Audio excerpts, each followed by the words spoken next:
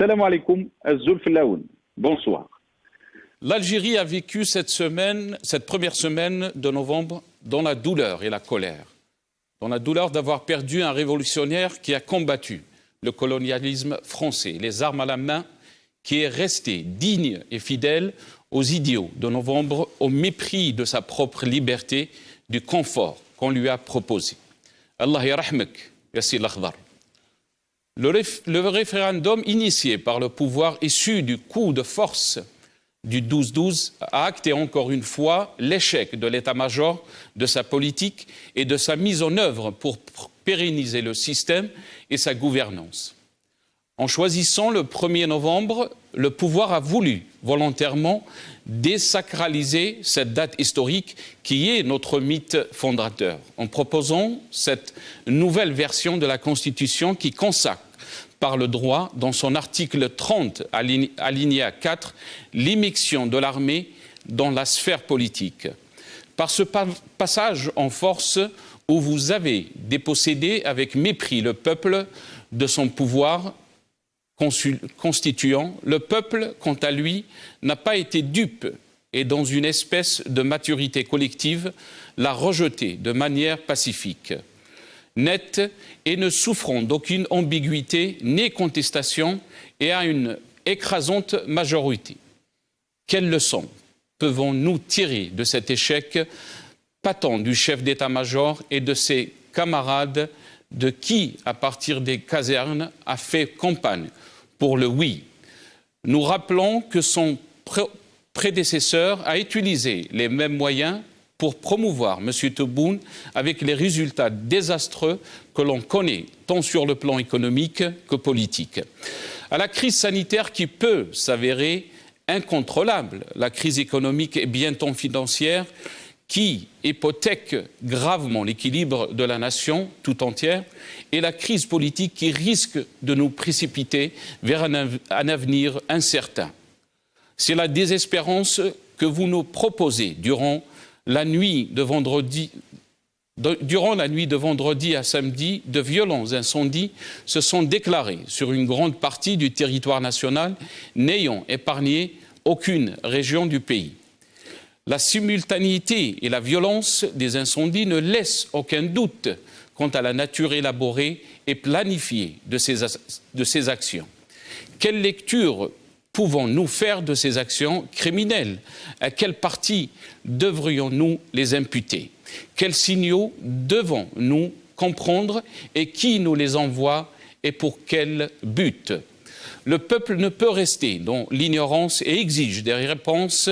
Il ne peut aussi être une variable dans ce qui s'apparente à une crise larvée au sein du système.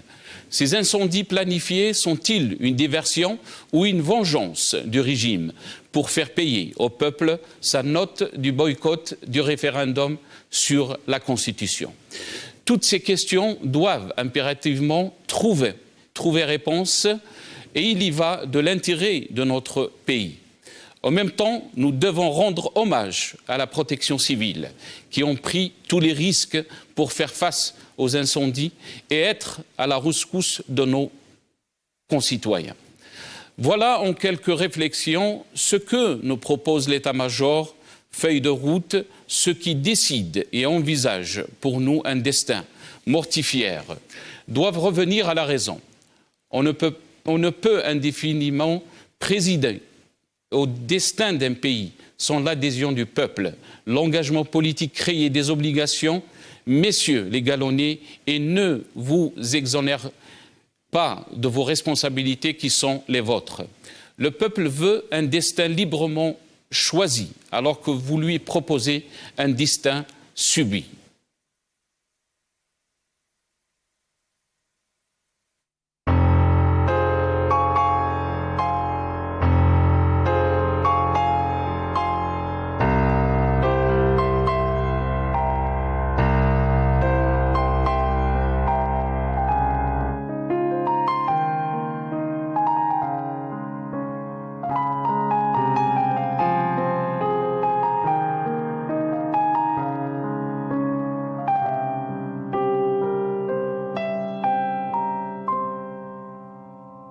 موطني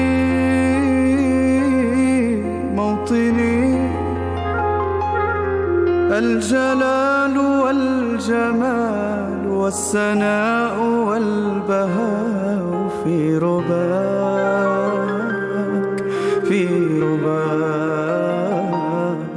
والحياة والنجاة والهناء والرجاء في هواك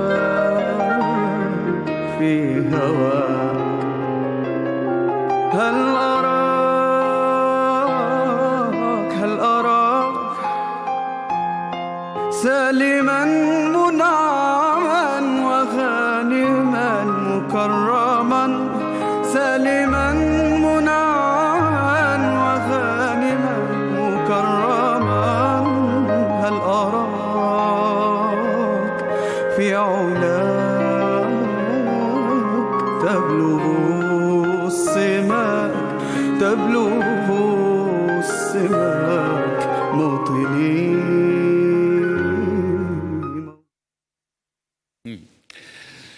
Algérie, à qui profitent les feux? C'est le titre de notre émission ce soir.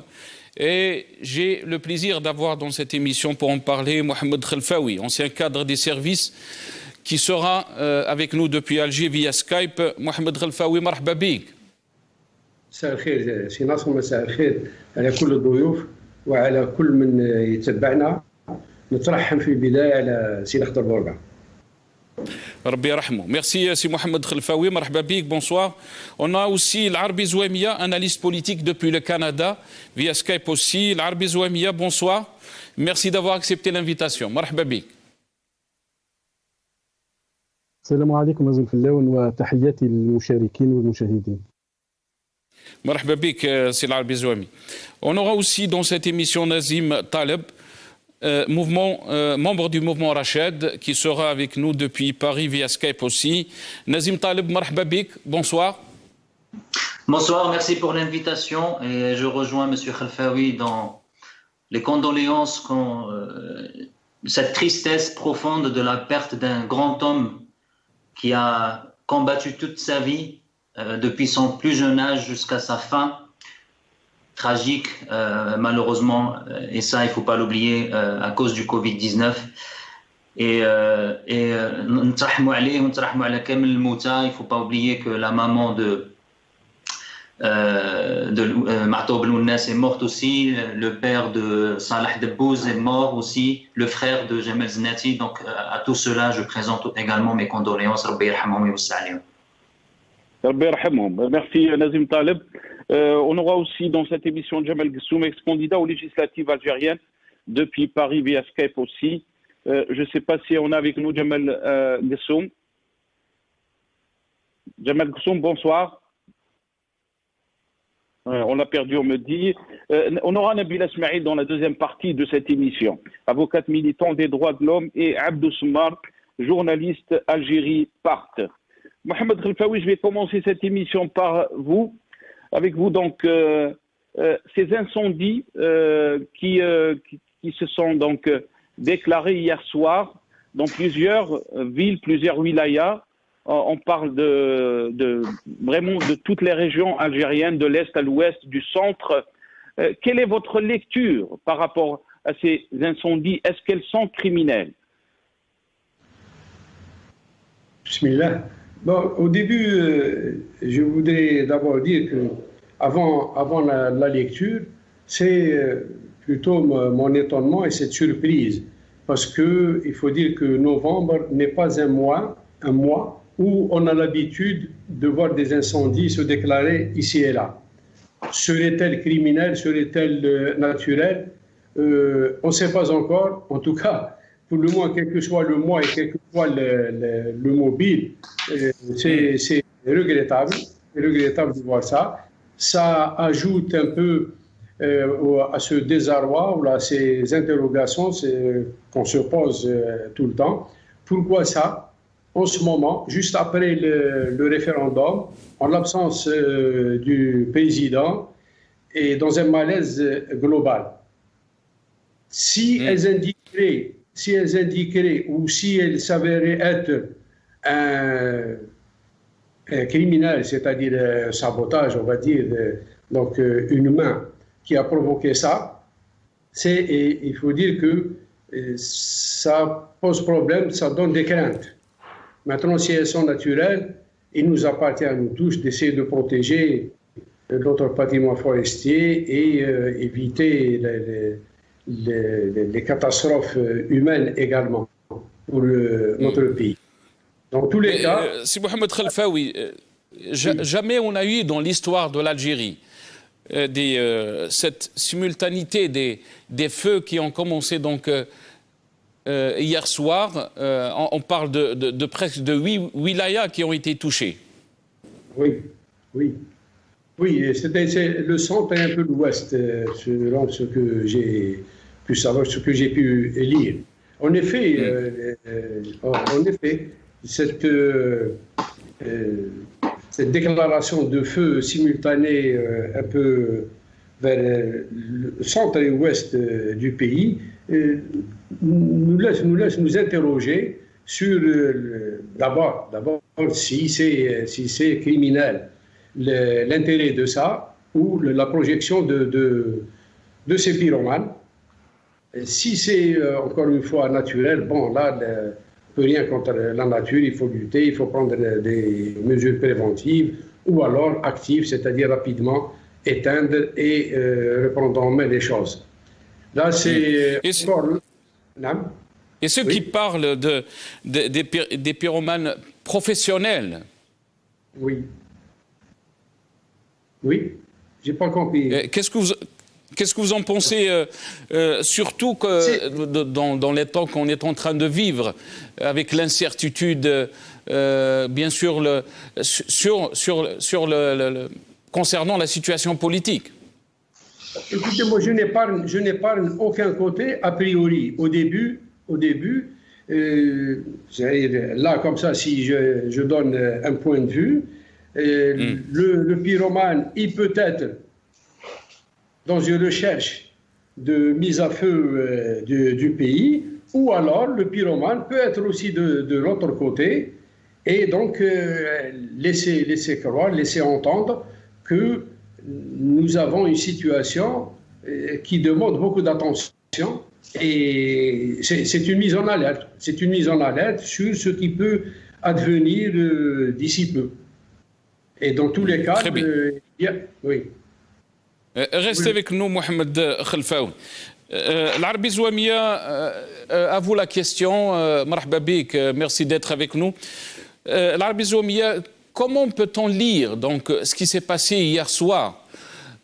Beaucoup d'Algériens sont choqués. Bien sûr, on n'est pas au mois d'août. On peut dire que peut-être c'est des incendies qui ont été provoqués par la température, par la chaleur. Mais là, on est au mois de novembre. Écoutez, moi, j'ai un décalage de 6 heures parce qu'au moment où je suis réveillé, il était déjà 3 heures de l'après-midi en Algérie. Donc, j'ai su ça il y a pas de temps. Mais globalement, qu'est-ce qu'on dit? On se pose la question, justement, c'est un État, justement, qui n'est pas capable de trouver ni le voleur, ni le pyromane, ni l'assassin, ni s'organiser, ni rien du tout. Donc, certainement, c'est que le simultané, c'est criminel, c'est voulu. Qui a fait ça? Parce que si Chenguereha qui est allé mettre le feu pour rester au pouvoir, ça c'est faux, ça c'est bon. Il y a des gens, bien sûr, c'est la débandade, c'est la désorganisation. Est-ce qu'il y a des éléments étrangers un petit peu que cela plaît? Possible aussi, on peut pas. Mais la problématique en Algérie, c'est que nous sommes arrivés à un stade à peu près d'une ce qu'on appelle une cloisonnement de l'État, la déliquescence de l'État, c'est la mise en capilotade de l'État. Lorsque vous voyez justement, lorsque vous cherchez le coupable, il y avait un président, il est malade, il y avait un président qui vous dit, lors de la pénurie de liquidités, il vous a dit, il y a quelqu'un qui a retiré 1 milliard. Explication. Justement, on devine, on accuse, on devine, on accuse, on ne donne pas la bonne explication.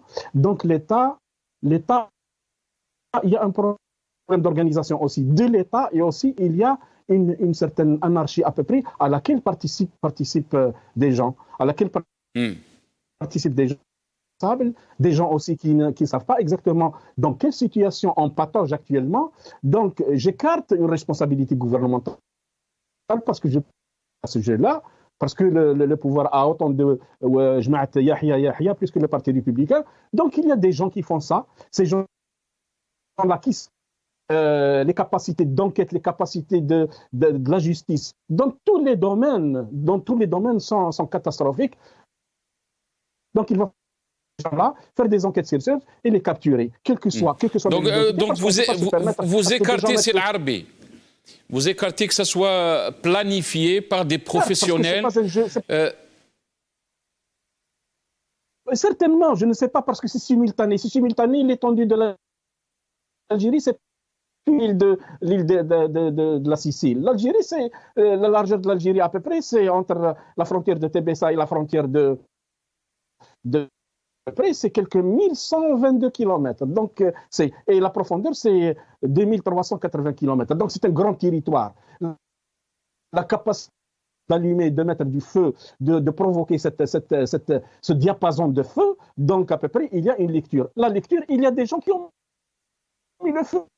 N'est pas sorti de nulle part, le feu. C'est pas l'effet peut-être de loupe causé par certaines bouteilles jetées à tort et à travers, n'a pas d'effet maintenant. Donc, qui sont allés mettre le feu. Il faut les capturer, il faut les mettre en truc. Parce que l'État c'est sérieux, justement. On ne peut pas se permettre à ce qu'on mette en feu comme ça. C'est beaucoup pour cette Algérie blessée et qui crie jusqu'à présent sur son dos un tatouage des malheurs. Donc, il y a des pyromanes quelque part, il y a des gens quelque part qui font des choses. Je ne sais pas ces gens-là qui sont, mais il faut les chercher, c'est tout. Juste après, bien sûr, cette élection du 1er novembre, beaucoup peuvent se poser la question, est-ce que c'est une forme de vengeance par rapport au boycott du peuple algérien de ce référendum sur la Constitution? Écoutez, Khoya Joudi, j'ai essayé un petit peu de brancher Aqli à la Capsigli lors de la mort de Boumediene, où on a commencé à chicane.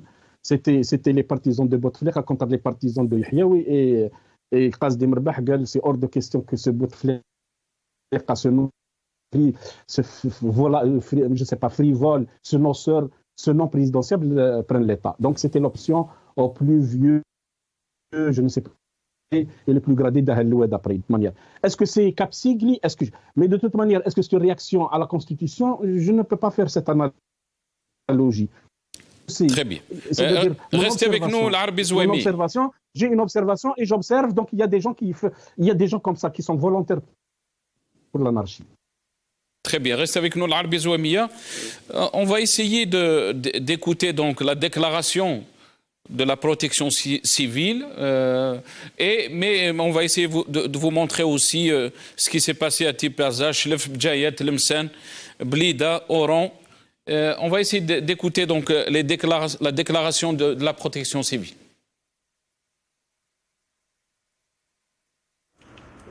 خلال 24 ساعة الماضية تم تسجيل اندلاع عدة حرائق على مستوى 10 ولايات هي كل من سيدي بلعباس، بومرداس، تلمسان، تيزي وزو، وهران، مستغانم، تيبازا، بجاية، شلف والمدية.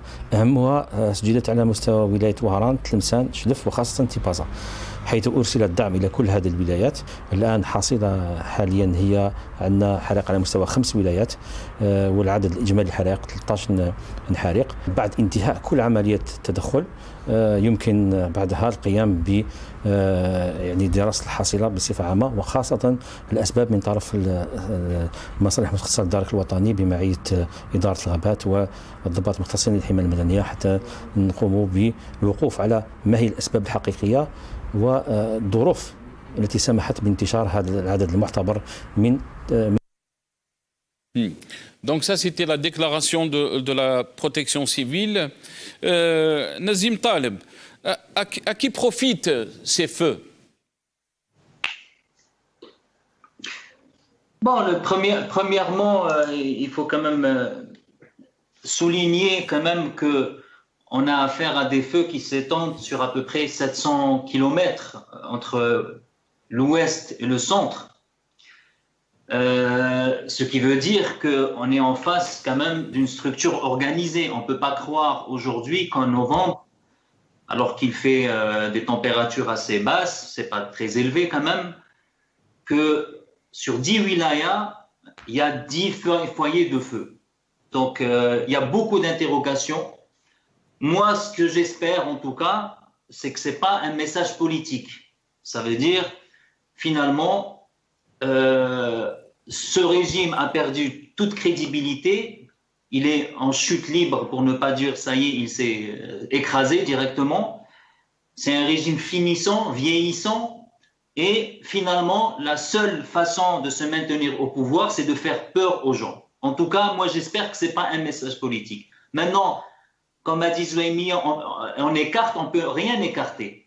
On ne peut pas dire non, ce n'est pas le NEDAM ou là, ce n'est pas le gouvernement. On ne peut pas le savoir. Du moment qu'il n'y a pas d'enquête, on n'écarte rien du tout. Mais on sait très bien en même temps que les enquêtes en Algérie, c'est dans un tiroir. On n'aura jamais les enquêtes. Et je vous rappelle les dizaines, les centaines d'enquêtes qui devaient se faire, notamment par exemple l'avion militaire qui s'est écrasé. Pour le moment, jusqu'à maintenant, on attend toujours l'enquête. Sans parler des dizaines d'autres incidents, accidents, comme le feu qui s'est déclaré à la Banque d'Algérie à Alger il y a quelques années, etc., etc. Donc il y a pas mal de choses et on vit toujours dans un pays où c'est des zones d'ombre, c'est des interrogations et c'est pas un État malheureusement transparent où on sait les choses. Donc moi, pour moi, sincèrement, à qui profite le crime? Pour moi, en tout cas, encore une fois, j'espère que c'est pas un message politique. C'est pas pour dire aux gens ou faire peur aux gens. Mais on sait très bien que ce régime, la terre brûlée, il sait faire. Il l'a fait pendant les années 90, comme le colonisateur en France l'a fait.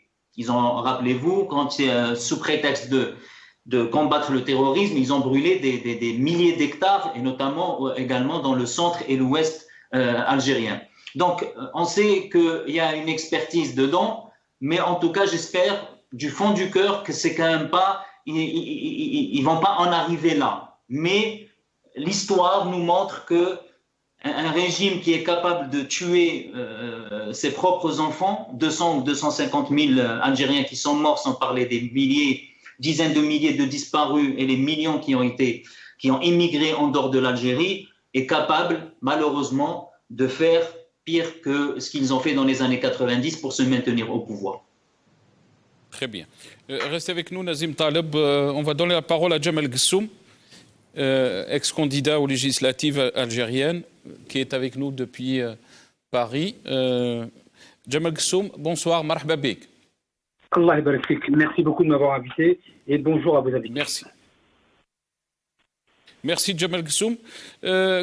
Quelle lecture peut-on faire par rapport donc à ces incendies planifiés? Est-ce que c'est une diversion? Quelle lecture peut-on faire? Alors, si vous voulez, vous savez, à chaque fois qu'on veut lire dans la mare de café, c'est pas pour autant qu'on trouve la vérité. Si je me permets de reprendre, dans votre introduction, vous avez utilisé le mot incendie planifié. Monsieur Larbi Zouaimi qui indique déliquescence de l'État. Et le dernier invité, excusez-moi, je n'ai pas retenu votre nom, qui parle de j'espère que ce n'est pas le gouvernement, même si, etc. Il faut être un petit peu sérieux dans cette question. Ce serait d'après, parce que c'est vraiment la théorie c'est vraiment du complotisme, ça. Hein. Là, il s'agirait d'une réponse par rapport au référendum. C'est complètement stupide. Je pense que l'État algérien n'a absolument pas besoin de cela. L'État algérien a gagné, que ce soit le oui ou que ce soit le non. Je pourrais m'en expliquer. Donc ça n'a pas de sens. Le côté simultané des incendies, oui, et le côté aussi géographique, parce que la plupart des incendies sont à l'ouest, mais en même temps, moi je ne suis pas quelqu'un de naïf, et je ne suis pas un complotiste. Donc j'imagine d'où ça vient. Je ne suis pas né hier, hein, et je ne suis pas né lors de la dernière pluie. Donc j'imagine... D'où ça vient, Djemal Ghessoum? Moi je pense que ça vient de nos amis et frères qui se trouvent à l'ouest de l'Algérie. Pour faire très très simple. Trouver un faux coupable qui serait l'État algérien n'a aucun intérêt à faire cela. Pas l'ombre qui sont, quand vous dites nos frères qui sont à l'ouest, qu'est-ce que ça veut dire? Ça veut dire que je pense que ce sont, d'après pas mal de mouvements qui se passent du côté marocain et donc du côté de la frontière maroco-algérienne, je ne serais pas étonné que ce soit le service marocain qui l'a organisé, puisqu'il tourne beaucoup autour de la frontière algérienne actuellement avec des véhicules assez spéciaux et des drones israéliens. Arrive cet incendie, je me dis que ce n'est pas pour rien. Donc arrêtons de chercher des coupables de l'intérieur. C'est-à-dire ils sont rentrés, ils sont arrivés à Tipaza, et ils ont mis le feu à Tipaza, à Chlef, à Bjaïa même. Non, mais vous savez, quand les services marocains ont indiqué aux services français qui étaient incapables de savoir où était M. Abaoud, ici à Saint-Denis, qui avait perpétré les attentats, les services marocains savaient ce qui se passait sur le territoire français. Donc les services marocains peuvent très bien mettre en branle des choses en Algérie, et d'ailleurs tous les services secrets du monde le font, c'est pas propre aux Marocains. Donc oui, moi je le pense. Voilà, je le pense. Si Mohamed Khelfaoui, je reviens à vous. Est-ce que c'est sérieux de dire que nos voisins marocains, alors que... est-ce que c'est sérieux de dire ça? C'est sérieux, pas sérieux, mais la supposition appuie quelque part ce qu'avait dit monsieur du Canada, Ismaïl Larbi Zouemi, qui dit que ça lui a rappelé Cap Sigri au moment de la disparition de Feu Houari Boumediene.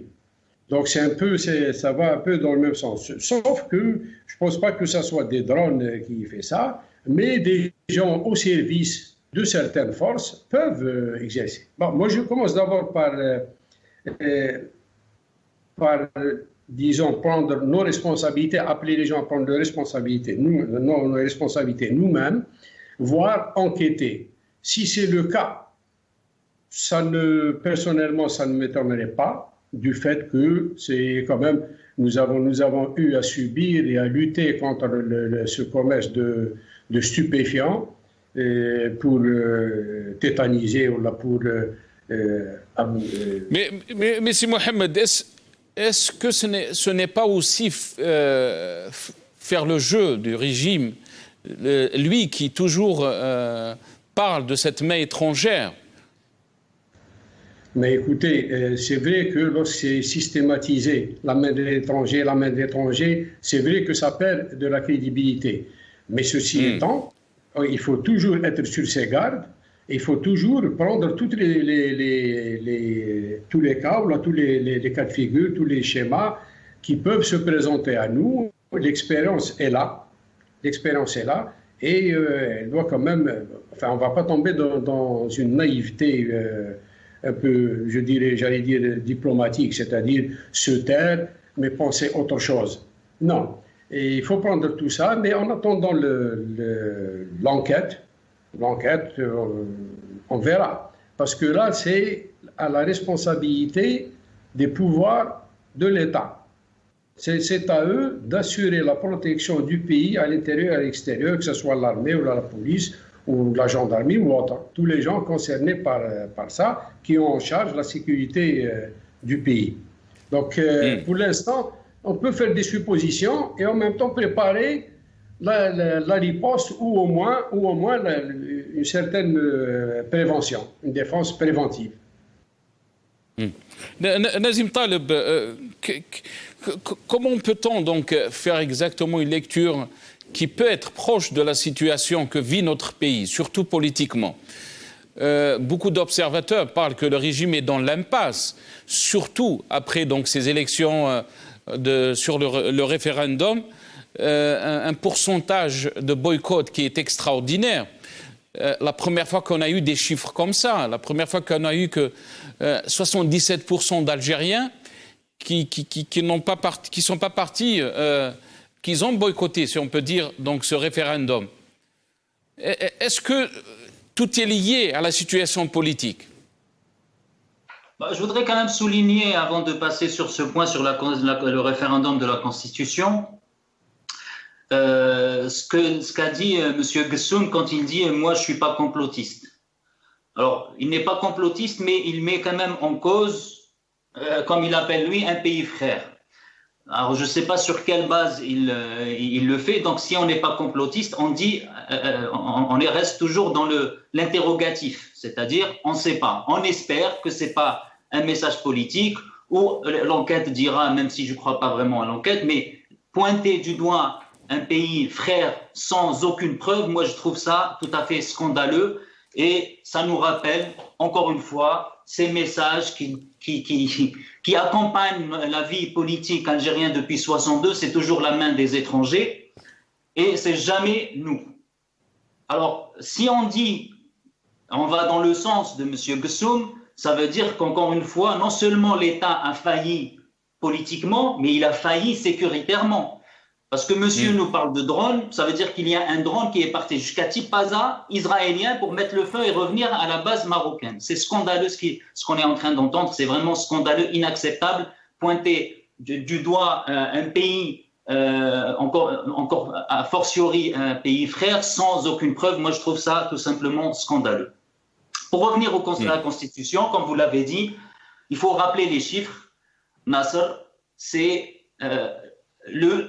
si on additionne le non et l'abstention, vous avez seulement 8,51% d'Algériens, c'est-à-dire si on fait la totalité de la population, 43 millions, qui ont dit oui à la Constitution. Si on prend bien sûr les chiffres officiels de l'État, mais on sait très bien que tout ça c'est bien sûr gonflé, parce que les photos qui ont circulé, on a vu que les centres étaient vides.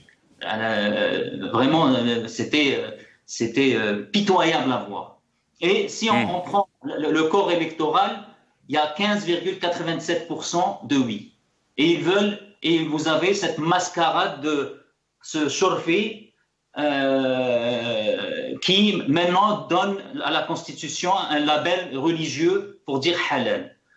Encore une fois, moi sincèrement, c'est Nasser, je ne sais pas pour vous, mais contrairement à Gessoum, oui, c'est un État en déliquescence. C'est un État finissant.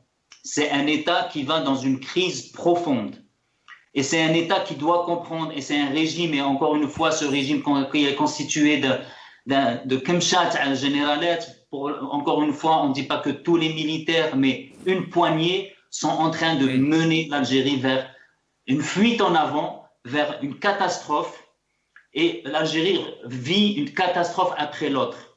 On a cru être passé la crise de Bouteflika. Aujourd'hui, on a encore une fois Tebboune qui est encore à l'hôpital. Humainement parlant, on souhaite à lui et à tous ceux qui sont touchés par le Covid-19 d'être rétablis. Mais encore une fois, ce même président qui disait il y a quelques semaines on est dans le meilleur système de santé en Afrique, il a quand même choisi l'Allemagne pour se faire traiter. Donc, encore une fois, c'est un pays qui n'est pas capable de protéger ses forêts, qui n'est pas si on admet bien sûr l'intervention étrangère, il n'est pas capable de protéger ses frontières, il n'est pas capable d'offrir une vie meilleure aux Algériens, il n'est pas capable de donner une constitution légitime au peuple, il n'est pas capable de sortir de la crise multidimensionnelle qui est la nôtre depuis maintenant 60 ans. C'est un État qui est incapable de donner une perspective d'avenir pour les Algériens, si ce n'est le Bhar ou le Harga. C'est un marasme total des Algériens. On est en train d'assister à l'effondrement total de l'État algérien et malheureusement, c'est encore une fois une fuite en avant. C'est des incidents qui nous poussent à des interrogations et il faut qu'on arrête. Il faut qu'on passe à autre chose. Il faut qu'ils comprennent qu'ils ne peuvent plus gérer l'Algérie, que les Algériens, on ne leur fait pas peur. Les Français ont fait la même chose pendant la colonisation, la politique de la terre brûlée, et ça n'a pas fait peur aux Algériens. La preuve, la France n'est plus là. Et donc, c'est pas les incendies, c'est pas la politique de la peur, c'est pas les incarcérations arbitraires des Algériens qui feront reculer les Algériens, parce que tout simplement, c'est deux générations complètement différentes, et cette génération, cette ancienne génération qui nous gouverne, c'est-à-dire les 70 et plus, il faut qu'ils comprennent qu'il faut remettre le flambeau il faut aller vers des négociations et sortir de la crise. Très bien. Restez avec nous, Nazim Taleb. Abdou Sembar nous a rejoint, un journaliste Algérie Part. Abdou Sembar, bonsoir. Marhaba bik. Marhaba bik, mon ami Nassar. Ça fait plaisir de vous retrouver. Merci Abdou Sembar. Plaisir est partagé. Abdou Sembar, ces incendies donc, qui se sont déclarés hier soir, la simultanéité bien sûr de ces incendies, nous pousse à se poser des questions. Absolument, Nasser. Et les questions sont totalement légitimes. Maintenant, on ne peut pas affirmer qu'elles soient d'ordre politique, parce que, naturellement, si on part d'un point de vue purement scientifique, pour déterminer l'origine criminelle de ces incendies, il faudra une enquête sérieuse qui doit durer une semaine. Je ne sais même pas que c'est ce que nos services de sécurité sont équipés de savoir-faire nécessaire. Maintenant, moi, je veux rester objectif et le plus neutre et le plus rationnel possible. Il y a des éléments aussi naturels qui peuvent provoquer ces incendies. Il peut avoir des origines volontaires, mais est-ce que c'est des origines criminelles?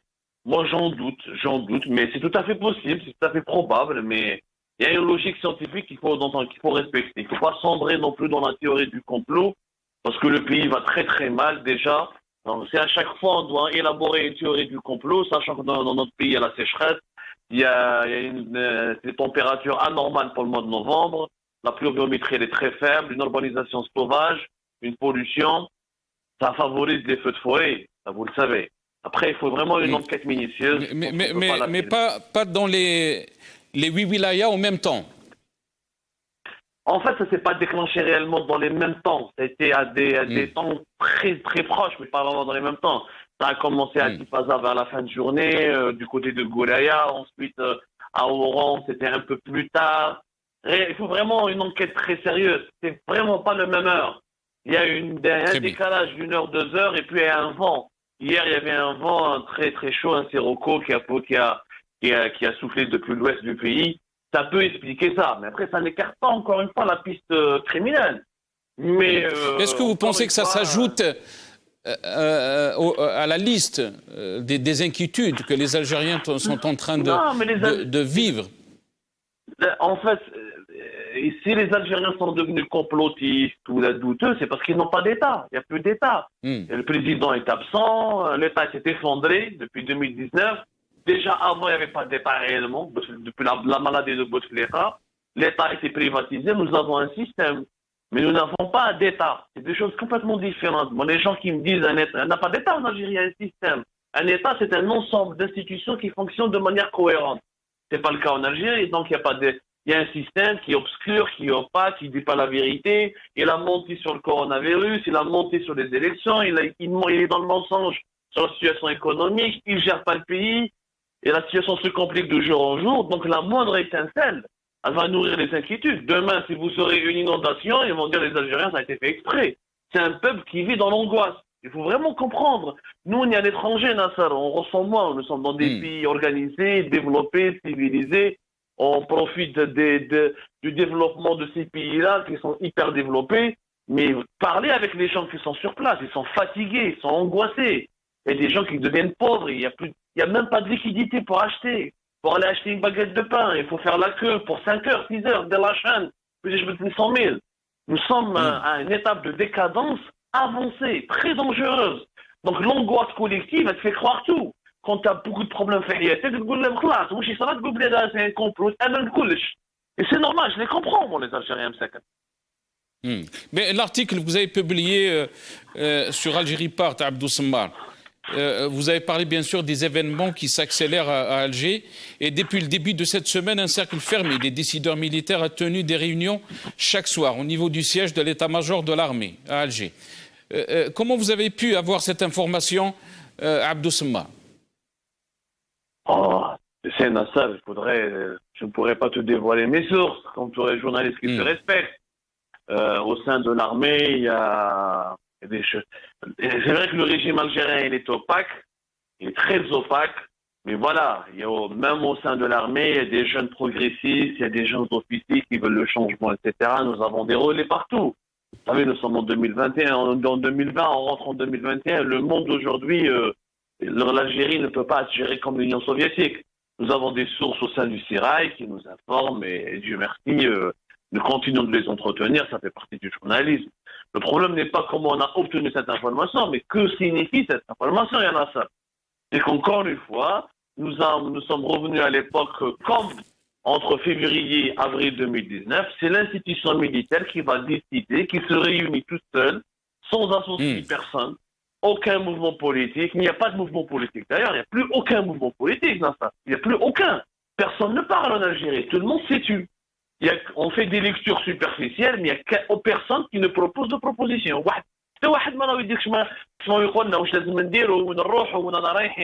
Donc c'est toujours un nombre très limité de grands généraux qui étudient la situation, qui font les scénarios et qui vont imprimer à l'Algérie la voie qu'elle va suivre prochainement. Et là, c'est très inquiétant.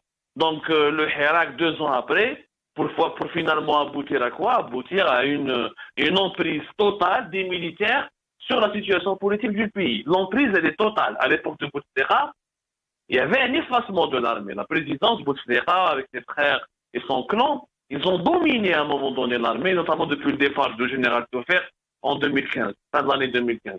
Mais là, c'est l'armée qui domine totalement. Et elle fait ce qu'elle veut, elle décide, elle est la seule à pouvoir décider. C'est-à-dire, ils n'imaginent même pas la perspective de consulter Nasser. Et donc, c'est très inquiétant. Franchement, c'est très, très inquiétant. Parce que tu peux être le plus grand des génies du monde, tu ne peux pas décider pour 44 millions d'habitants si tu n'écoutes pas les avis, les gens, les sensibilités, et tu ne fais pas un consensus. Ça, vraiment, moi, je suis très, très inquiet.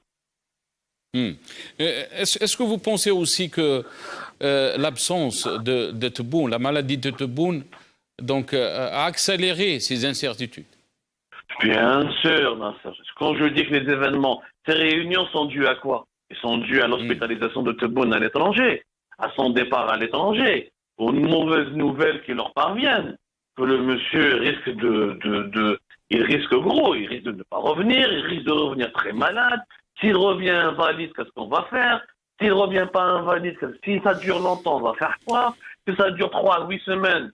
Donc voilà, il se pose des questions, parce que maintenant le pouvoir est au sein de l'armée. C'est à l'armée d'assumer. Tebboune est à l'étranger, même si بعيد الشر, on ne le souhaite pas. Imagine, دوك هادو مكاتب الله، إذا كتب له ربي يموت، إذا المكتوب تاعو مكتوبه، إذا مكتوب له ربي يموت، c'est l'armée qui va hériter de cette situation. Donc c'est à l'armée elle se retrouve encore une fois, comme en 2019, elle hérite d'une situation explosive, mais elle impose sa vue. Elle est en train d'étudier, de prendre des décisions, elle a son agenda. Et ceux qui disent qu'elle est responsable aussi. Elle n'est pas seulement héritière de cette situation. Nasser, c'est un débat qui mériterait une émission à part. N'oublions pas que l'armée version Shengri Hal est différente de l'armée version Gaïd Salah. Gaïd Salah a dirigé l'armée pendant 15 ans. Donc il a imposé ses hommes partout. Il a créé de véritables clans. Il a commencé depuis 2013, 2014. Ensuite, avec l'affaire de la cocaïne, il a monopolisé dans toutes les régions militaires, il a placé ses hommes. Donc jamais dans l'histoire de l'Algérie depuis les années 90, on a eu pratiquement un patron aussi puissant. Gaïd Salah, c'était pas un simple patron, c'était un dieu pratiquement. Il était vénéré, ce monsieur. Au sein de l'armée. C'est pour ça qu'il y a eu la dérive autoritaire des Salat Membaché 2019. Maintenant, l'armée, elle est un peu différente, elle est beaucoup plus divisée. Il n'y a pas ce chef, Shengri Hal n'est pas le chef qui est vénéré, qui fait peur à tout le monde, qui fédère tout le monde autour de lui, comme Gaïd Salah. Donc la situation, elle est un peu, et je dirais peut-être cette différence, elle rend la situation plus complexe. Parce que l'époque d'Al-Gaïd, c'était le Gaïd, il fallait parler de Gaïd Salah. Le cas de Gaïd, il te fait l'amr, où il prend une bonne décision à la classe. Le cas il khashan rassou, ma freinahaj. Donc on ne sait pas comment ils vont réfléchir, comment ils vont prendre la décision.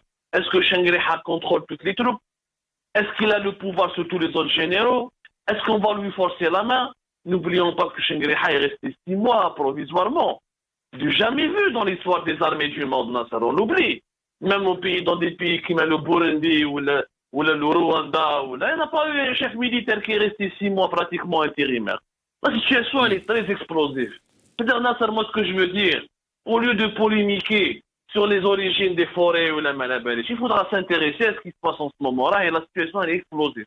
البلاد هذه راح تهرب لنا من يدينا وحنايا نباسو نوتخ طون ا بوليميكي يا نو ريان بروبوزي هذا يصير في هذا يحاول في هذا البلاد راح تهرب من يدينا باسكو سيت فواسي ماشي كيما في 2019 ناصر عندك كورونا فيروس كوفيد 19 عندك لا فايت ايكونوميك عندك لي بروبليم جيوبوليتيك وفرونتيير لو كونتكست سي دونجورو زيد يا une aile de l'armée qui veut proposer Zamaté.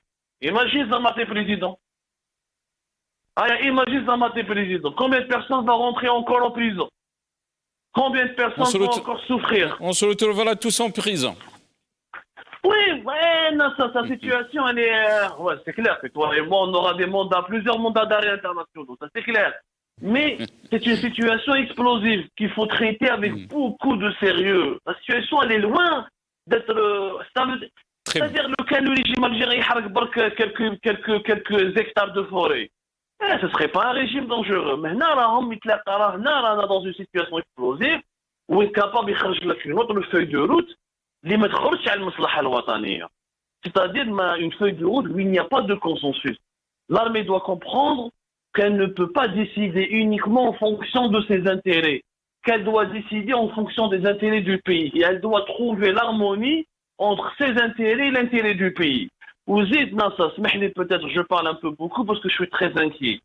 Il n'y a pas de politique, il n'y a pas un mouvement politique qui يروح عليهم la pression يهضر معاهم قال يا جماعه نوبلي رانا رايحين في جهه ماشي مليحه رانا رايحين هكذا عندك دي بوليتيك qui n'existent plus محبينا ولا كرهنا نصرفوا. Mais ils veulent pas les écouter, Abdou. Ils veulent pas les écouter.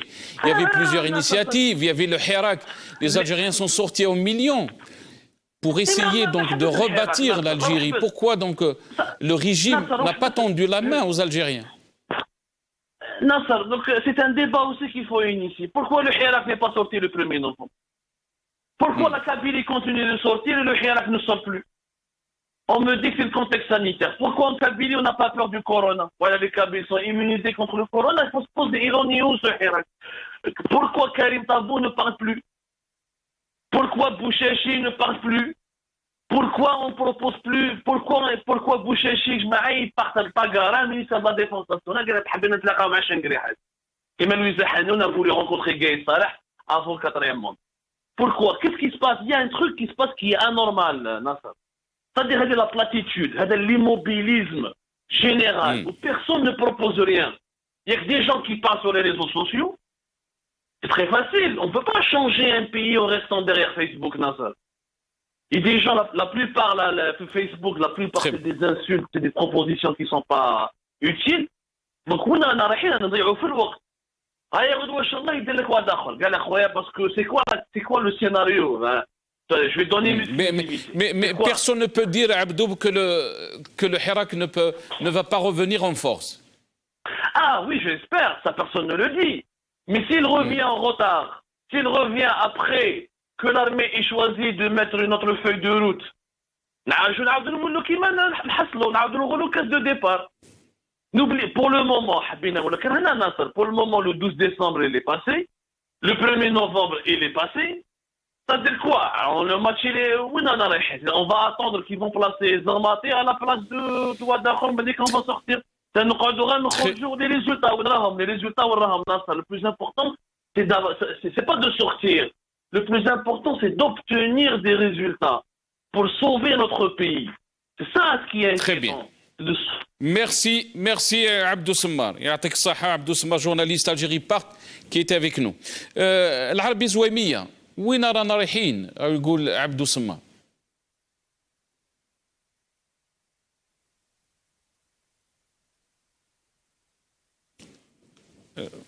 العربي زويمية. Est-ce que vous m'entendez العربي زويمية؟ Oui, est-ce que vous m'entendez? أنا نسمع فيك Pardon, je m'excuse. Très bien. Il y avait un problème de son. Je ne sais pas si vous m'avez... Oui, je vous ai entendu. Vous avez entendu la question? Très bien. Oui. Mes salutations à M. Gsoum. Donc, peut-être c'était fragmentaire. Il n'a pas entendu toute la réponse, toute ma réponse. Donc, j'ai parlé de déliquescence de l'État en matière de riposte et d'enquête. Je n'ai pas parlé est-ce que l'État fait le feu. La deuxième chose, la deuxième remarque, c'est que le vent, l'Algérie reçoit le vent du golfe du Mexique. Okay. Donc, c'est de l'ouest qu'on reçoit le vent. Maintenant, je n'ai pas la linéarité des feux, c'est-à-dire on n'a pas une idée sur la linéarité où elles sont illinéaires, comment ça s'est passé, dans quel sens c'est passé, et puis la chronologie, il est tendu pour avoir une idée, parce que j'ai moi aussi un esprit de police, étant donné que l'Est, on n'a pas vu des feux. Donc ça veut dire qu'il y a une linéarité. La troisième chose, le Maroc, le roi du Maroc n'est pas mon frère. C'est tout simplement parce que le pays frère, c'est une œuvre farcie.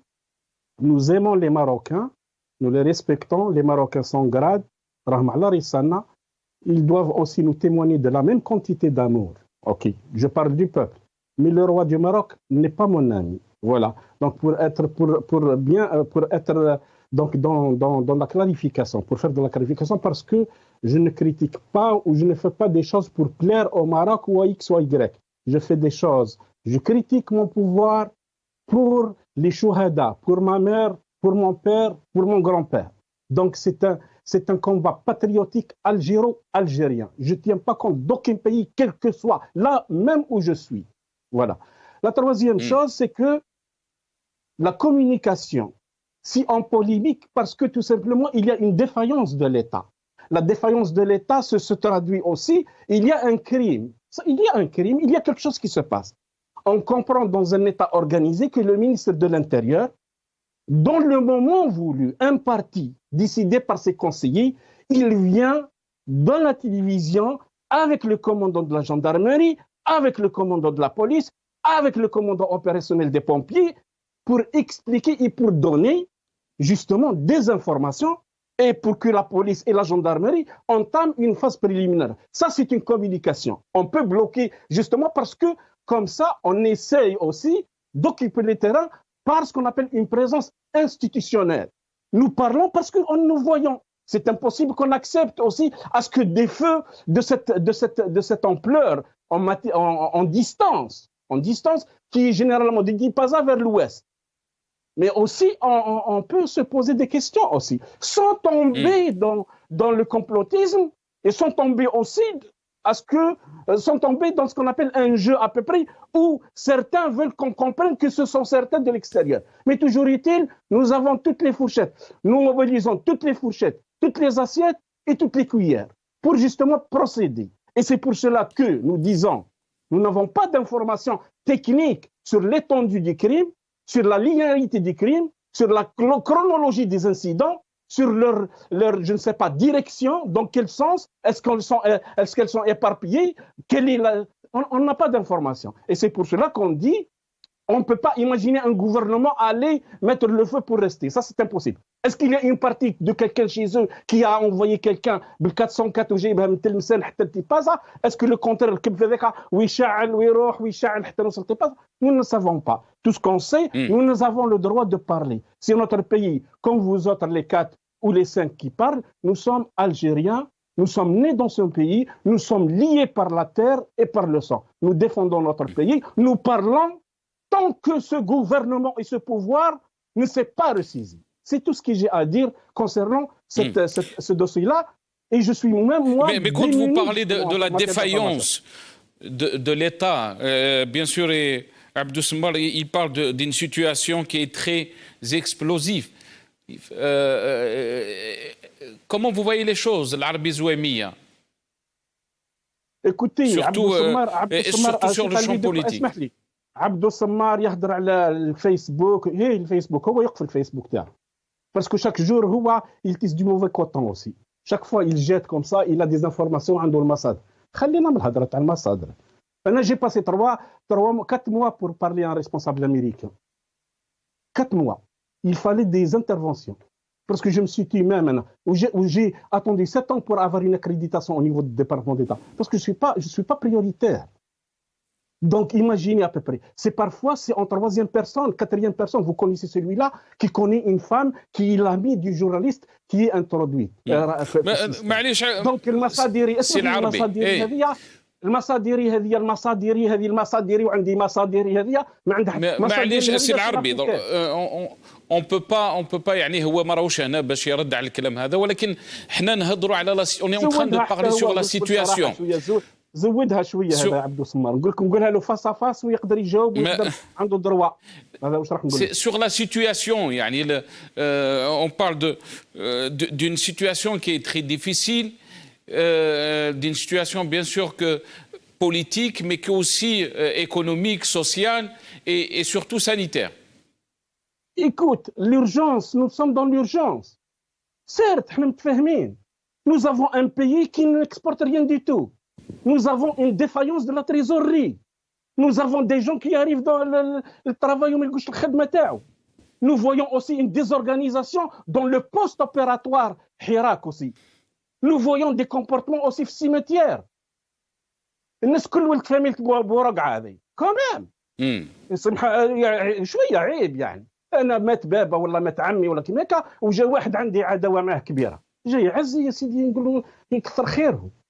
Le comportement, on ne peut pas devenir des machines politiques, nous. كل مقام مقال. فقط. Mais à chaque fois, justement, c'est la débandade هذه qui تقدر تجي من بعد. Parce qu'à un moment donné, il faut une organisation pour parler. Il faut une organisation pour faire passer aussi, pour changer, pour discuter, pour proposer, pour justement barricader l'espace de passage. Si ça devient l'auberge espagnole, on ne peut pas. Je ne suis pas en train de donner des leçons aux gens, mais justement, c'est des expériences qu'on a vues. C'est des expériences dans certains pays on a vu. Et je me rappelle d'un Français qui a dit, moi, j'étais la matinée au Zaïre, à Kinshasa, et bien les gens demandaient le départ de Mobutu. Une fois Mobutu est parti, le soir, c'est les mêmes gens qui pleuraient Mobutu. Attention, les varsalités et l'état d'âme, parce que justement, tout le monde embarque dans la tribune. Et tout le monde embarque dans la tribune à travers des YouTube irresponsables, à travers des posts irresponsables, où justement la bonne idée, elle a immigré dans des tribunes qui m'ont dit, général c'est pas possible. Bon, les gens sont libres. Et moi, je suis libre de donner mon avis, et les gens ont droit aussi de répliquer contre moi. هذا كان نسيبت أنا المعلومات الخاطئة أنا في تبوندو البرلين. Quand même, parce qu'il y a Morocco News qui est en train aussi de garder des nafs chauchara.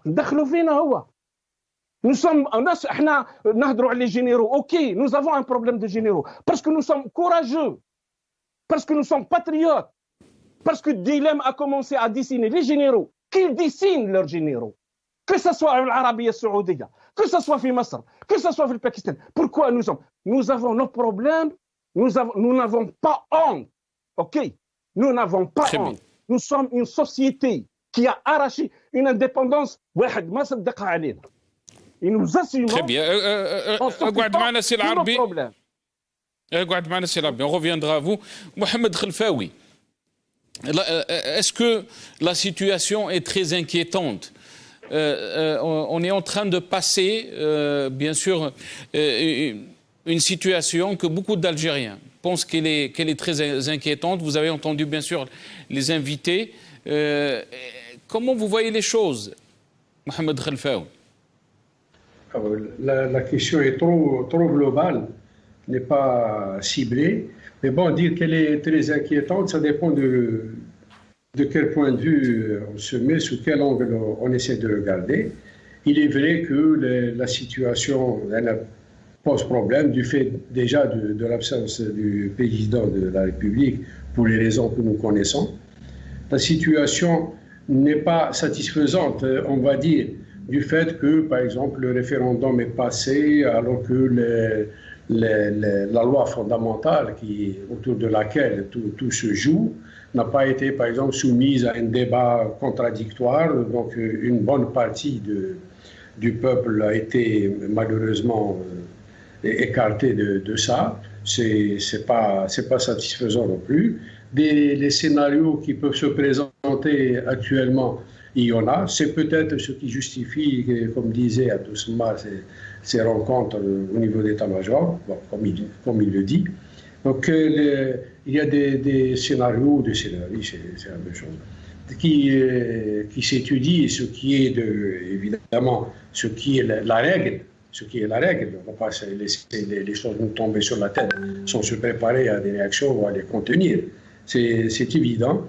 Il y a aussi quelque chose qui aurait pu être évité, c'est-à-dire que voilà, on est venu pour aller vers, on va dire, une transition, puisqu'on dit vers l'Algérie nouvelle. Cette Algérie nouvelle demande une transition. Mais voilà que l'Algérie nouvelle n'a pas d'architecte. Cette Algérie nouvelle n'a pas de technicien nouveau. Quand je dis nouveau, c'est-à-dire avec un esprit nouveau. Parce que la modernisation, ce n'est pas la modernisation du matériel, acheter des machines neuves. C'est aussi l'esprit modernisateur, l'esprit qui lui-même a évolué, ou alors il s'est inscrit dans un autre. Nous trouvons des hommes qui sont là, chargés de mettre en œuvre cette Algérie, c'est les éléments qui font de l'Algérie nouvelle, qui sont puisés du fond du système ancien, c'est-à-dire formé par le système ancien, pour ne pas dire formaté déjà. Vous avez l'exemple du ministre de la Jeunesse et des Sports avec son comportement. Là, vous avez le Wali, où vous avez cet autre ministre qu'on a vu tous à la télé et qui s'est permis de prendre uniquement, c'est-à-dire, bon, autant d'éléments qui, disons, qui renforcent cette idée que les choses ne sont pas comme on aurait souhaité. Soit on est passé avec, disent-ils, 23,7% de taux de participation, ce qui est un peu faux parce que c'est 23%. La division est très simple, c'est une opération arithmétique. Il en est de même lorsqu'il donne 66,8, 2,8, 33,4. Quand vous faites la somme, où sont passés alors les bulletins nuls? Parce que le pourcentage doit prendre le oui, le non et les bulletins nuls. Or là, déjà, vous faites 100% avec les oui et les non. Où sont passés les autres? Et ce qui laisse un peu, ça gêne quelque part. Ce n'est pas très influent, mais ça gêne. C'est-à-dire que même là, on n'a pas essayé d'être un peu sérieux. Je parle de celui qui a fait ça. Je ne parle pas de tout le monde. Parce que certainement qu'il y a des gens qui font ce calcul très simple. Et pourquoi ces petites erreurs volontaires? Parce que quand vous faites une division, les mathématiques n'ont pas de sentiment. Ils vous donnent ça, point à la ligne. Donc, autant d'éléments qui sont regrettables. Si on ne pense pas encore à revoir, si vous voulez, nous sommes arrivés à une situation de ce que les soviétiques ont appelé la perestroïka. Une perestroïka algérienne devrait tenir compte du renouveau de l'élément, c'est-à-dire que nous sommes passés d'une étape ou d'un temps où nous avions une certaine légitimité dite révolutionnaire, certaines personnes connues sur la scène nationale, même internationale, et surtout au combat, ou alors qui ont participé d'une manière ou d'une autre. Là, aujourd'hui, c'est un monde, permettez, laissez passer l'expression, j'allais dire un monde nouveau. Nouveau par rapport à ce qui était avant.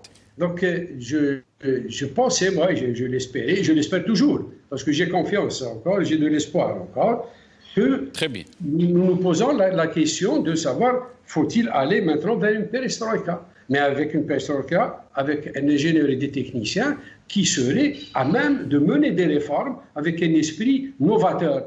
Pas avec ceux qui, pour se maintenir, il y a l'excès de zèle ou le monsieur Foch, bon, on se permet d'insulter, on prolonge les 4 mois. Novateur et inclusif de la volonté populaire, Mohamed Khelfaoui.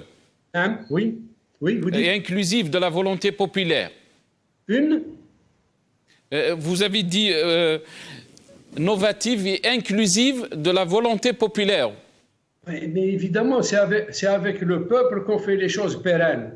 On ne peut pas dire que je vais faire ça. Si on veut, certainement qu'on le veut, mais si on doit aller vers un renouveau, on ne peut pas le faire sans l'adhésion massive du peuple. C'est ce peuple très sincère. Très bien. Oui. Restez avec nous, Mohamed Khelfaoui. Jamal Ghassoum, je vais revenir à vous. Jamal Ghassoum, elle est où cette nouvelle Algérie? Se pose la question, Mohamed Khelfaoui. L'absence de Tebboune, la maladie de Tebboune, et bien sûr l'armée qui est à la vraie des détentrice du pouvoir, si on peut dire, elle est exposée encore une fois donc, à une situation de crise. Et on peut dire aussi qu'on est revenu à la case zéro. Alors, il y a deux points très intéressants qui ont été évoqués par M. Khalfaoui, mais permettez-moi quand même tout de même, ne serait-ce que 20 secondes, de répondre à M. Taleb qui dit que j'ai dit qu'il y a un drone qui a été à Tipaza. Vous l'avez projeté, M. Taleb, je ne l'ai pas dit. J'ai trouvé M. Taleb autant ému qu'une vierge effarouchée, disant que j'accuse le Maroc sans preuve, alors que lui-même accuse indirectement l'État algérien en répétant par 3 fois « j'espère que ce n'est pas l'État algérien, j'espère que ce n'est pas l'État algérien », lui-même sans preuve. Votre émotion, M. Taleb, est autant crédible que sélective, partielle et partiale. Vous voulez être juste avec le Maroc, autant pour moi, et je comprends parfaitement vos intérêts. Mais pour moi, ce sera l'Algérie d'abord. Alors, pour votre question, M. Djoudi, alors il y a deux choses qui me paraissent intéressantes dans ce qu'a évoqué M. Khalfaoui. Un, que j'avais déjà pensé d'ailleurs, c'est sur la transmissibilité quelque part de la sémantique et du langage du système précédent vers un ministre dit jeune et au demeurant ministre de la jeunesse et des sports. Moi, je trouve cela effectivement inquiétant. C'est-à-dire qu'on reprend les vieilles méthodes avec des jeunes et on reproduit la même chose. Sociologiquement, ça me pose question. Sur la deuxième notion qu'a abordée M. Khalfaoui, sur le non-partage, si vous voulez, de la Constitution à travers toutes les instances associatives, bref, par le peuple, oui, je dois dire et l'avouer que ça n'a pas été fait ni dans les meilleures conditions, ni dans un esprit de copartage, parce que comme le dit très justement M. Khalfaoui, on ne peut faire des choses pérennes qu'avec le peuple et pas sans le peuple. Pour en revenir à l'essence même de votre question sur l'Algérie nouvelle, moi je ne suis pas désespéré sur ce qui se passe actuellement. Et nous en avions discuté pas mal de fois, notamment sur la Constitution, où j'avais dit que, de mon point de vue, la Constitution apporte quelques éléments nouveaux. On doit se rattacher à ce qui peut permettre le changement. Les processus démocratiques se rénovent de l'intérieur et pas de l'extérieur. Ce n'est pas en restant uniquement commentateur et à l'extérieur du jeu politique qu'on fait évoluer les choses. Moi, ce que je pense, de là où je parle, je suis né en France, je suis donc franco-algérien. Et moi, ce qui me paraît intéressant dans cette Constitution, et c'est la raison pour laquelle j'ai été voté, et c'est la raison pour laquelle j'ai été voté, oui, c'est qu'il y a des opportunités politiques, mais pas des opportunités au sens péjoratif du terme, mais des opportunités pour permettre à notre diaspora, qui est nombreuse, de s'impliquer dans la vie politique algérienne et de procéder justement à cette rénovation de l'intérieur. Il est évident que la maladie du président de la République, ou Allah Shafi, parce que quand on est musulman et quelqu'un est malade, naqulu Allah Shafi, mahma kan zuruf, il y a des éléments qui bloquent, mais en tout état de cause. Malgré toute cette situation, je reste pessimiste. Je ne suis pas un pessimiste naïf, mais je suis pessimiste quant à la suite, puisque pas mal de choses que le président de la République avait évoquées ont été faites. Restons vigilants, ne donnons pas de chèque en blanc au président de la République et à l'État. Restons vigilants. Moi, en tout cas, je ne suis pas un joueur de foot, mais au lieu de critiquer une équipe qui perd, je préfère à la limite jouer et prendre ma part de responsabilité. Très bien. Restez avec nous, Jamal Ghassoum. Nazim Taleb, je reviens à vous. Vous avez entendu Jamal Ghassoum, Nazim Taleb? Oui, j'ai entendu qu'il m'a traité de vierge effarouchée. Bon, je vais m'élever un petit peu contre malheureusement, ce genre de propos. Bon, ça me choque même plus. Parce que moi, sincèrement, je m'élève contre ça. Moi, je l'ai appelé Monsieur Ghassoum. Lui, il a préféré m'appeler une vierge effarouchée. Moi, j'ai tout simplement repris ses propos à lui. C'est lui qui a cité le drone et c'est lui qui a cité le Maroc. Et moi, j'ai jamais dit que c'est l'État algérien qui l'a fait. J'ai dit, j'espère que c'est pas un message politique et je l'espère du plus profond de mon âme. Parce que je tiens à l'Algérie. Donc, maintenant, je note également qu'il est parti voter, sans parler, bien sûr, que Jamal Ghassoum s'est présenté aux élections de 2014, aux présidentielles 2014, en croyant qu'il va changer de l'intérieur. Mais on a très bien vu qu'on ne peut pas changer l'Algérie de l'intérieur. C'est ce qu'ils disent les gens depuis le coup d'État de 92. certains partis, aussi bien dans le bord islamiste que le bord laïque, comme ils aiment bien s'appeler, on dit la même chose, ils n'ont rien changé. Au contraire, c'est le système qui les a changés. Bon, en tout cas, s'il est parti voter, en tout cas, je lui rappelle que 76% des Algériens n'ont rejeté ce vote, et donc c'est un rejet massif. Deuxièmement, je rebondis quand même sur ce qu'a dit Sammar, qui dit l'armée a hérité, mais je crois qu'il n'y a que Sammar qui croit que l'armée a hérité. L'armée n'a pas hérité, c'est elle qui fait les rois et les présidents en Algérie. Il n'y a que lui qui croit que c'est l'armée qui hérite, et ce n'est pas vrai. On sait très bien que c'est l'armée qui décide. Et quand il parle de sources, on connaît bien sûr les sources de Sammar, sont rentrées dans la polémique, mais les gens le connaissent très bien et connaissent très bien ses sources. Après, il dit qu'on n'a rien proposé. Non, les gens ne sont pas restés que derrière Facebook, monsieur, comme vous, monsieur Sammar. Les partis politiques, avec une crédibilité, des gens sérieux, même si ce n'est pas des partis politiques, ont proposé. Et vous l'avez cité, Nasser, il y a eu 50, 60, voire une centaine de propositions. Toutes allaient dans le même sens, un dialogue.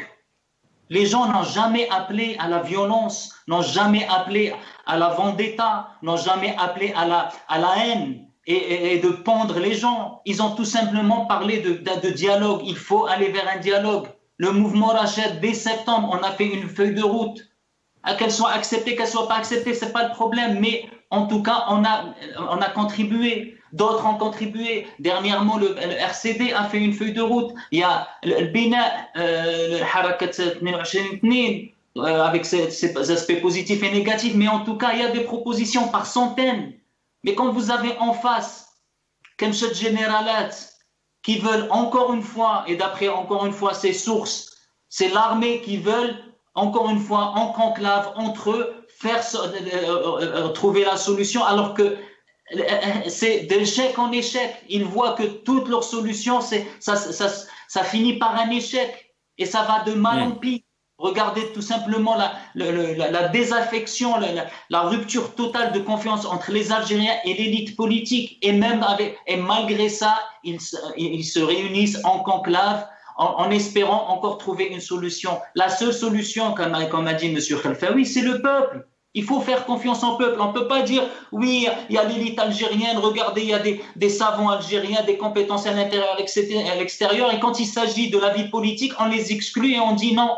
C'est l'armée qui doit, comme M. Gessoum dit, c'est à l'intérieur. Non, M. Gessoum, ça ne se passe pas à l'intérieur. Ça ne se passe pas à l'intérieur. D'ailleurs, ce qui s'est passé depuis le 22 février, c'est grâce à la pression populaire que les choses ont changé. Donc arrêtons de dire des bêtises en disant que les choses changent de l'intérieur. Ce régime ne change pas de l'intérieur, il ne changera pas de l'intérieur parce que c'est un régime de rapaces.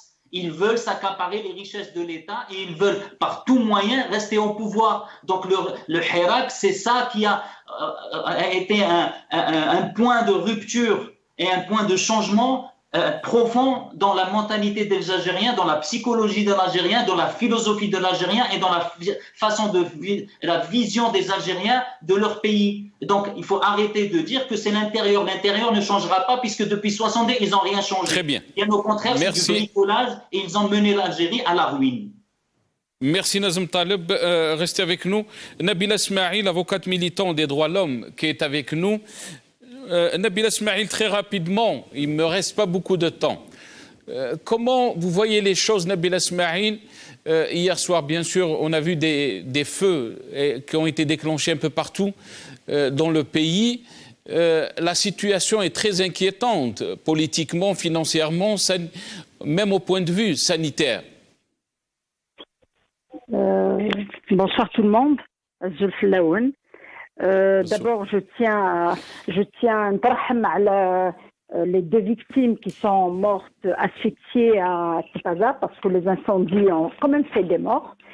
Et hier, il y a eu un vent de panique qui a fait éclater la toile le soir, parce que ce qui était extraordinaire, c'est que les incendies se sont déclarés à la même heure et sur 14 wilayas, chose qui n'est pas le fruit d'un hasard. Ça, c'est impossible de penser que ça, c'est la météo, c'est le réchauffement climatique ou je ne sais pas quoi. Et ce qui m'a aussi fustigé et étonné, c'est que j'ai entendu les déclarations de Jarrad qui s'est rendu à Gouraya et qui a dit, qui a pris la position d'un accusateur en disant que il y a des gens qui veulent détruire le pays, qui veulent du mal à ce pays, et il appelle les parents des victimes et ceux qui ont perdu leurs biens, il les appelle à être vigilants et à faire attention, et il annonce l'installation d'une commission d'enquête, et tous les Algériens depuis 62 connaissent les résultats des commissions d'enquête, ils connaissent l'aboutissement des commissions d'enquête installées par ce pouvoir en place depuis 62. Moi, je dirais que il y a un climat de peur, pas pour sa petite personne, mais surtout pour le pays. Il y a vraiment un climat de peur parce qu'il y a un clan qui cherche à sauver sa peau, il y a un peuple qui cherche à sauver le pays. Donc, ce sont deux objectifs diamétralement opposés. Et malheureusement, on se fatigue et on se ruine les ménages avec des petits conflits de personnes ou des accusations à tort et à travers, alors que nous sommes arrivés à une situation où tout le monde doit laisser de côté ces conflits et ces petites personnes pour s'unir et aller tout droit vers imposer un changement radical pacifique. Amel Khdar Bourgara, qui nous a quittés il y a 2 jours maintenant, a été un conciliateur. Il a reçu tout le monde chez lui. Après sa sortie de prison, il a même reçu ceux qui n'ont pas dit un mot quand il a été emprisonné. Et tout le monde lui a dit Amel Khdar, كيفاش دخلتوا لدارك يقول لك ندخلوا لداري ونزيد نعطيلو ياكل. Et il nous a toujours répondu par une phrase extraordinaire, il nous a toujours dit على بالك في مؤتمر الصومال عبان رمضان واش كان يقول لنا parce que عبان a été attaqué un peu de tout le monde كيفاش تجيب لي ميساليست وتجيب لي سنتراليست وتجيب كان يقول لهم ما نخلي والو لفرنسا. عمي الخضر كان يقول ما نخلي والو للنظام. Donc il est temps qu'on commence à comprendre le message de l'Akhdar Bourgara, qui a été un rassembleur et un unificateur pour aller vers un changement radical du système. Il a toujours dit que les solutions ne vont jamais prévenir du régime parce que le régime est la source du problème. Donc ça, on le sait tout très bien. Est-ce qu'il est temps aussi d'entendre les messages du Hirak en général? Écoutez, moi, contrairement à ceux qui s'alarment en disant « Ah, puis là, il ne s'est rien passé, le 12-12 est passé, le 1er novembre est passé », mais je crois qu'il y a des gens qui adorent l'alarmisme ou adorent se mettre dans une position de « m'as-tu vu ?» Non, le Hirak a réussi à affaiblir le régime et le pouvoir d'une façon à le pousser à reconnaître lui-même que le taux du 1er novembre était le taux le plus faible de l'histoire de l'Algérie indépendante. Donc, si on me dit que le Hirak doit se continuer dans la rue pour pousser les gens à mourir alors qu'il y a une pandémie et il y a un danger sur la santé publique, c'est bien beau de donner des leçons de l'extérieur, mais il faudra être là pour affronter ce qu'on est en train d'affronter. Moi, je dis que le Hirak ne s'est jamais aussi bien porté depuis la pandémie, parce que la pandémie a permis de construire un pont entre notre diaspora qui est en train de faire un travail extraordinaire et entre toutes les initiatives qui sont en train de converger vers un seul et unique objectif, c'est de peser et de faire entendre les revendications du peuple. À ceux qui pensent que la crise ou la solution viendra de l'intérieur, je continue à dire que le pouvoir continue à penser qu'il détient les solutions, qu'il détient la volonté populaire, qu'il gère un peuple immature, qu'il est toujours dans l'esprit de Boumediene des années 70, où il pensait que tout devait venir d'en haut pour découler vers le bas. Et il est temps de renverser la chose, et la voix du peuple, la voix de la base est montée. Maintenant, je m'adresse à ceux qui veulent mettre le pays à feu et à sang. Ils en prendront l'entière responsabilité, parce que le peuple est en train de dire « Nous voulons une transition démocratique, pacifique. Partez et on vous demandera rien du tout. Sauvez l'Algérie, partez. Ceci l'avait dit, vous les généraux qui avez géré et conduit le pays au chaos, partez, on ne vous demandera rien. Laissez la décision respecter la volonté du peuple. On ne peut pas imaginer que celui qui était l'origine de la crise puisse devenir sa solution, sauf s'il décide de partir. Là, il adoptera une solution courageuse en disant Merci. Je crois que ça suffit, il faut passer par une transition, il faut transmettre le flambeau vers le peuple et nous allons accompagner. Donc je pense que c'est la responsabilité de tout un chacun. Il est temps de s'unir autour de cet objectif et je vous remercie de m'avoir invité et de m'avoir écouté. Merci Maître Nabil Esmaïl. Merci à vous, avocate militante des droits de l'homme qui était avec nous. Malheureusement, j'ai pas beaucoup de temps, donc je dois finir cette émission. Désolé, donc je n'ai pas donné le dernier mot donc, à mes invités.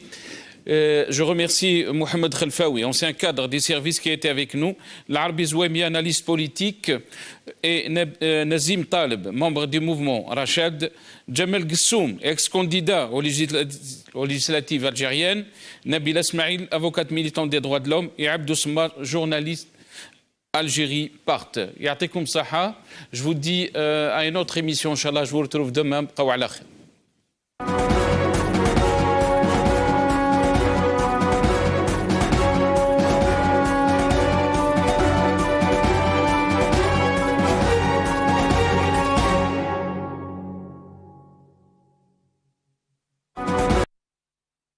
لازم نديروا حوصله